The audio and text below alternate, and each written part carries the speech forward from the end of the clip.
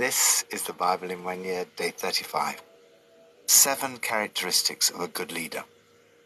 Leadership is influence, writes John Maxwell, whose organizations have trained more than 1 million leaders worldwide. He points out that according to sociologists, even the most isolated individual will influence 10,000 other people during his or her lifetime. In one sense, there is only one leader. In our New Testament reading today, Jesus says, there is only one life leader for you, Christ. On the other hand, every Christian is called to be a leader in the sense that other people will look to you as an example. You have influence over others in different ways.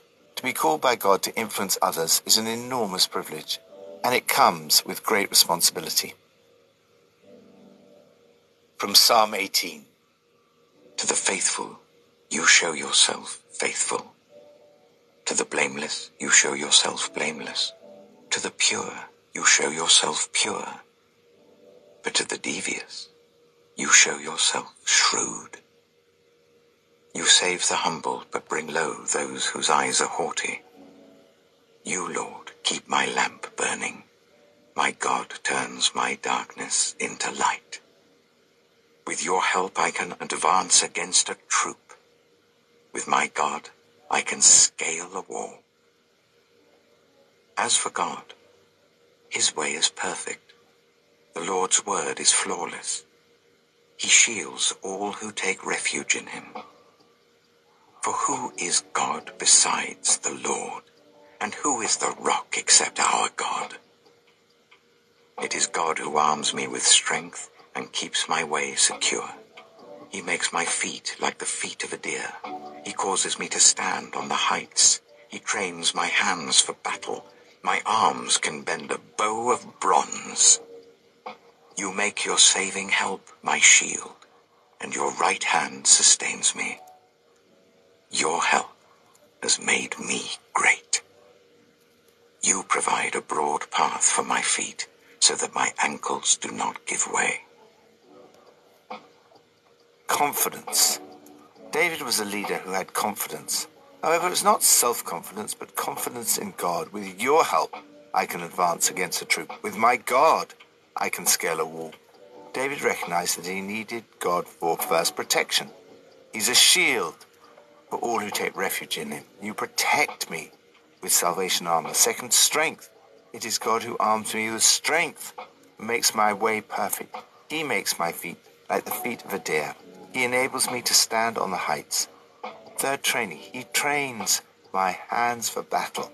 It was as I was reading this verse back in 1992 that I realized the need to train our small group hosts and helpers before each Alpha began. Fourth, guidance. You, O Lord, keep my lamp burning. My God turns my darkness into light. As for God, his way is perfect. The word of the Lord is flawless. Lord, I need your help. I pray for your protection, strength, and guidance. Lead me in your perfect way. New Testament from Matthew 23.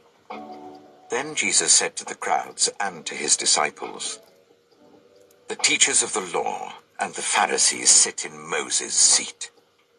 So you must be careful to do everything they tell you, but do not do what they do. For they do not practice what they preach. They tie up heavy, cumbersome loads and put them on other people's shoulders, but they themselves are not willing to lift a finger to move them. Everything they do is done for people to see.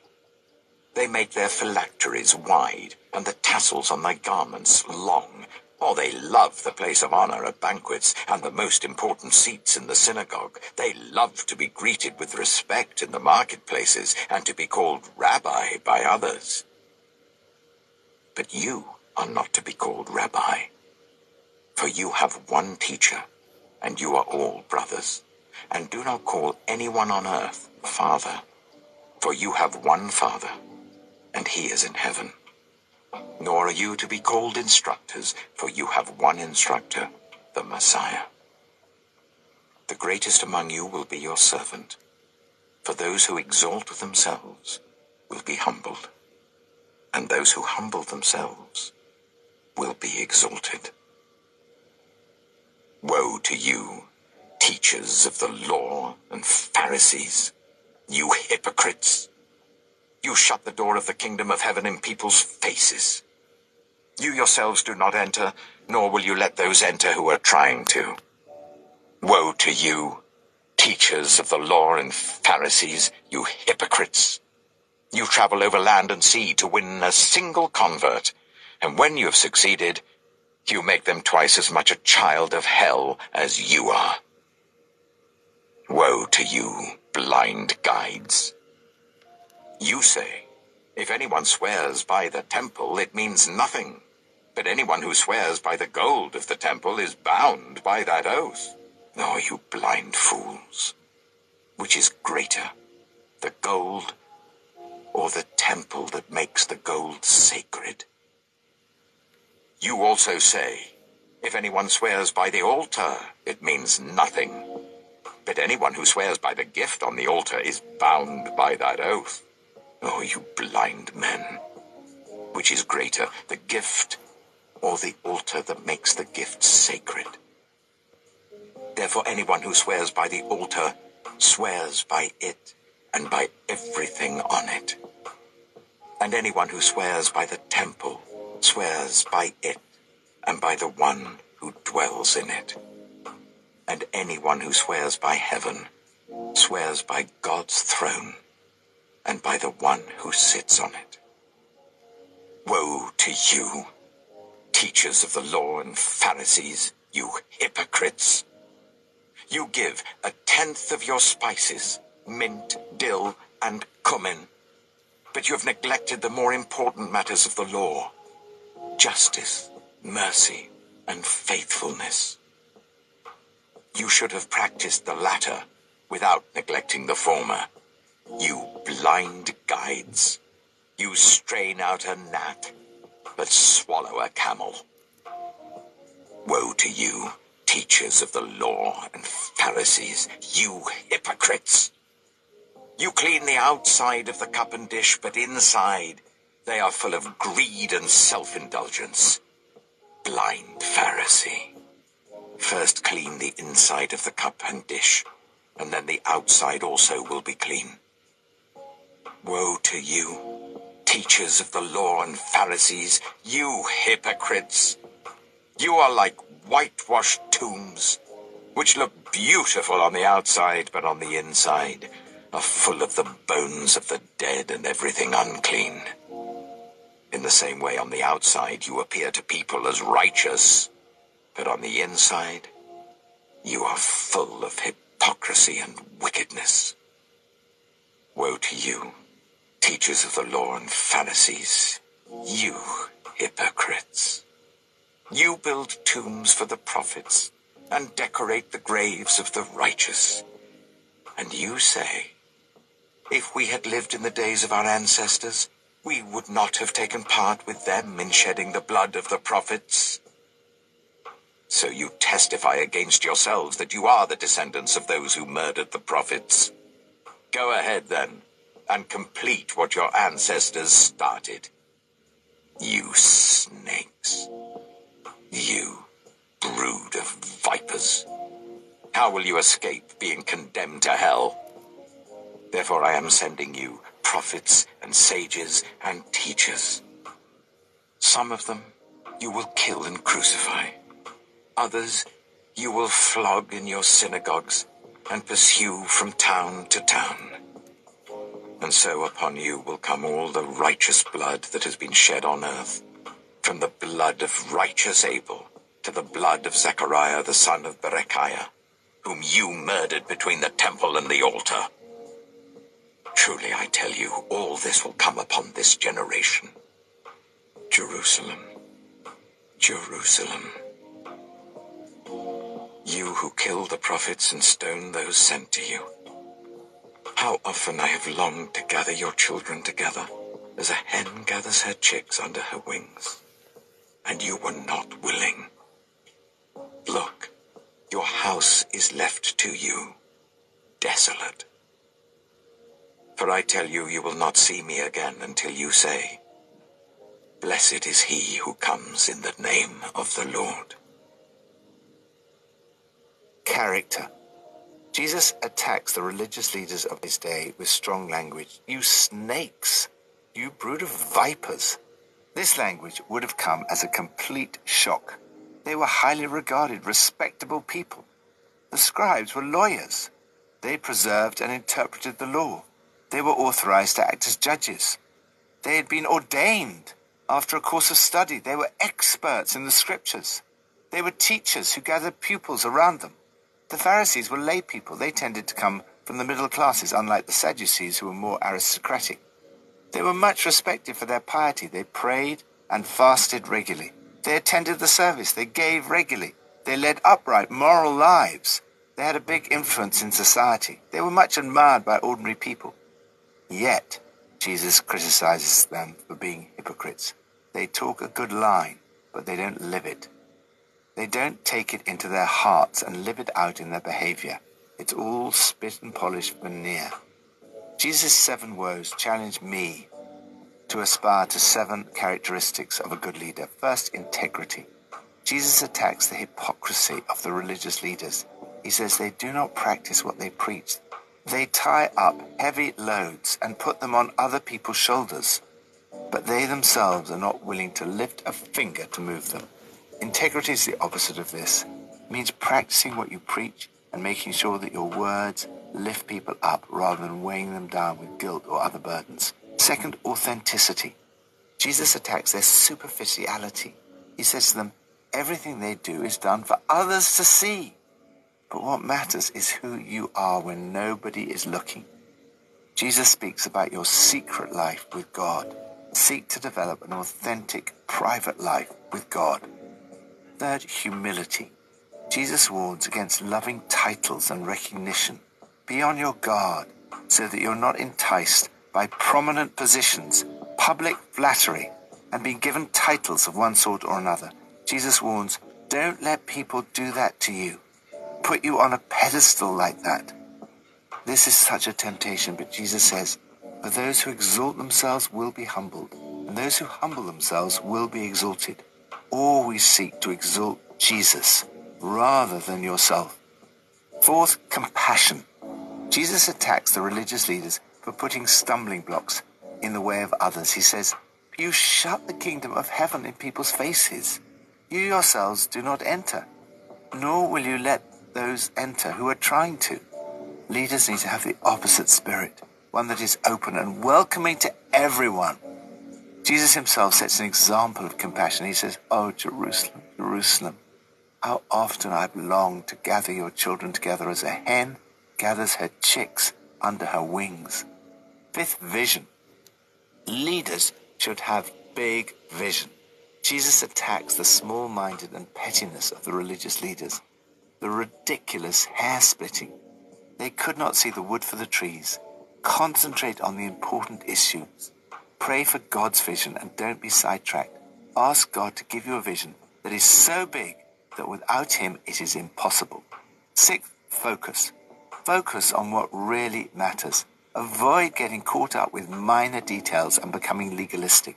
Jesus says, you strain out a gnat and swallow a camel. Rather focus on the more important matters. Justice, mercy, and faithfulness.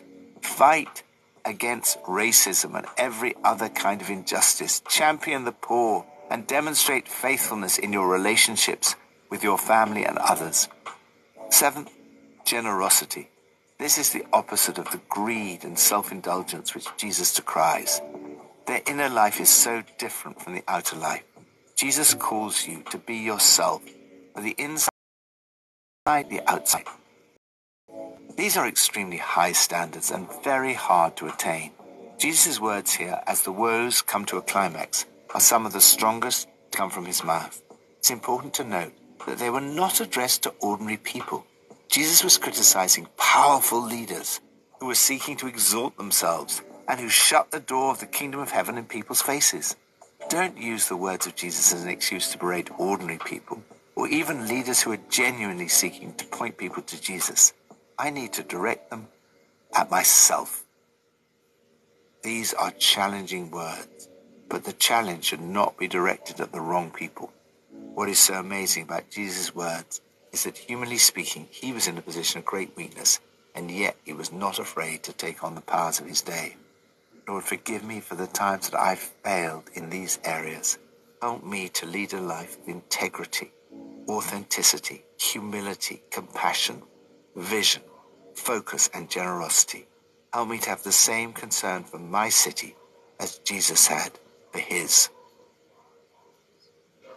Old Testament, from Job 33 and 34. But now, Job, listen to my words. Pay attention to everything I say. I am about to open my mouth. My words are on the tip of my tongue. My words come from an upright heart. My lips sincerely speak what I know. The Spirit of God has made me. The breath of the Almighty gives me life. Answer me if you can. Stand up and argue your case before me. I am the same as you, in God's sight. I too am a piece of clay. No fear of me should alarm you, nor should my hand be heavy on you. But you have said in my hearing, I heard the very words, I am pure, I have done no wrong. I am clean and free from sin. Yet God has found fault with me. He considers me his enemy. He fastens my feet in shackles. He keeps close watch on all my paths. But I tell you, in this you are not right. For God is greater than any mortal. Why do you complain to him that he responds to no one's words? For God does speak, now one way, now another, though no one perceives it. In a dream, in a vision of the night, when deep sleep falls on people as they slumber in their beds, he may speak in their ears and terrify them with warnings, to turn them from wrongdoing and keep them from pride, to preserve them from the pit, their lives from perishing by the sword. Or someone may be chastened on a bed of pain, with constant distress in their bones, so that their body finds food repulsive and their soul loathes the choicest meal. Their flesh wastes away to nothing, and their bones, once hidden, now stick out. They draw near to the pit, and their life to the messengers of death. Yet if there is an angel at their side, a messenger, 1 out of 1,000, sent to tell them how to be upright, and he is gracious to that person and says to God, spare them from going down to the pit.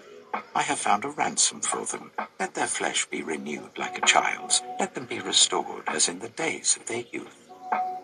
Then that person can pray to God and find favor with him. They will see God's face and shout for joy. He will restore them to full well-being. And they will go to others and say, I have sinned, and I have perverted what is right, but I did not get what I deserved.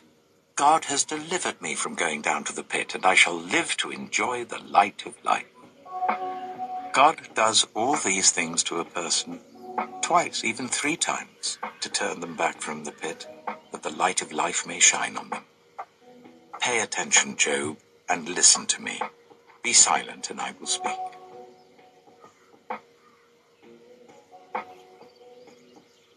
If you have anything to say, answer me. Speak up, for I want to vindicate you. But if not, then listen to me. Be silent, and I will teach you wisdom. Job chapter 34.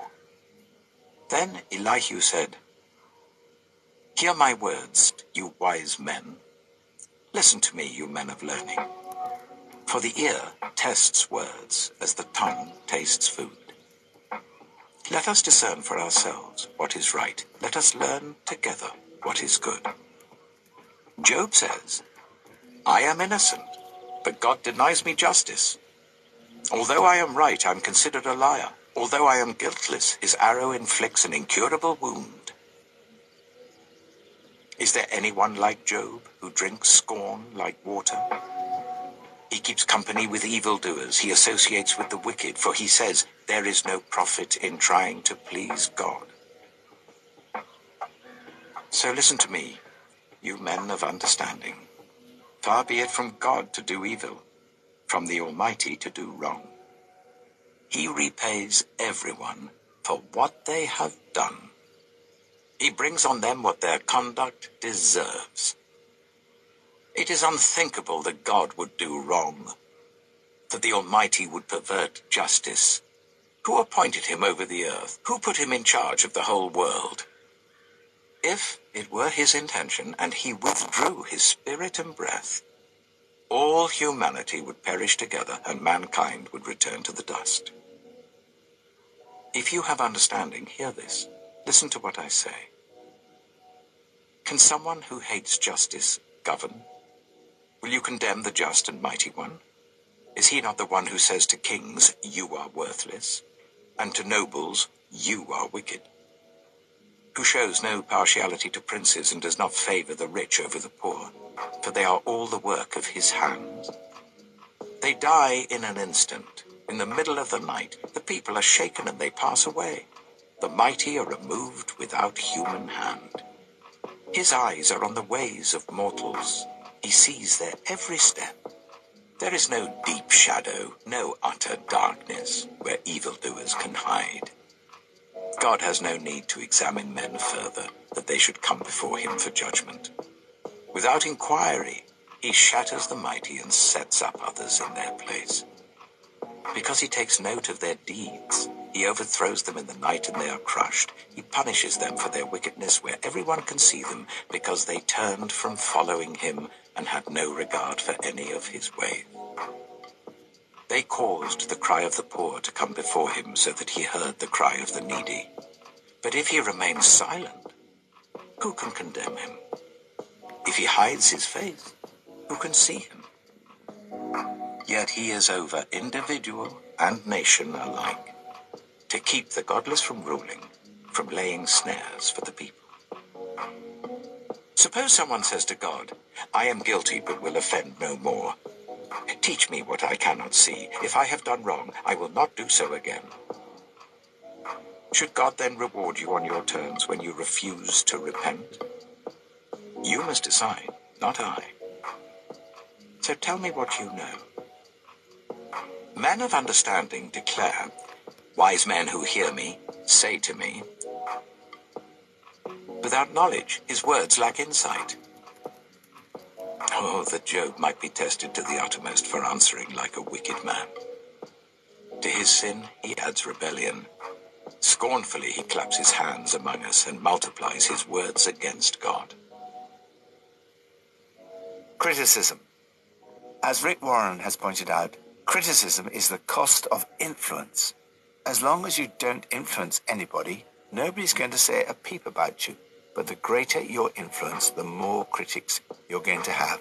Poor Job, who was in a prominent position of leadership, has to put up with a constant tirade of abuse from his so-called friends.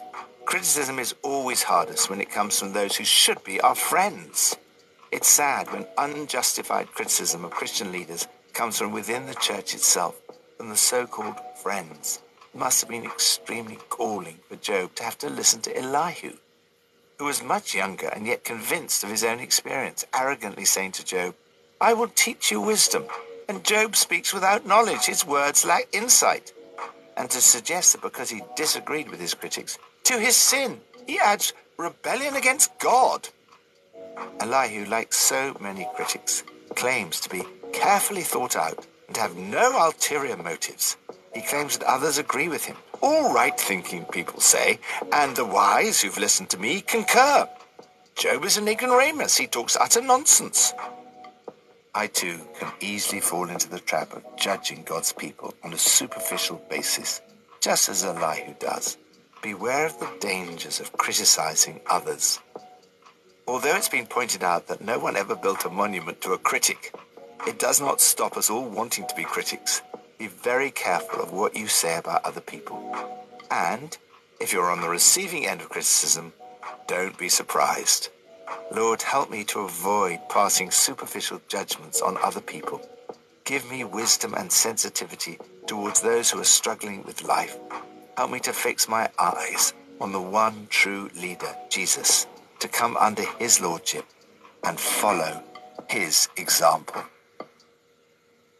Pippa adds, as I don't have much physical strength, I love all these verses that say, with my God I can scale a wall. It is God who arms me with strength. He enables me to stand on the heights. He trains my hands for battle. He gives us his saving help, which is my shield. His right hand sustains me. All these verses in Psalm 18 help me when I'm feeling weary and physically not on top of things. These words are really encouraging.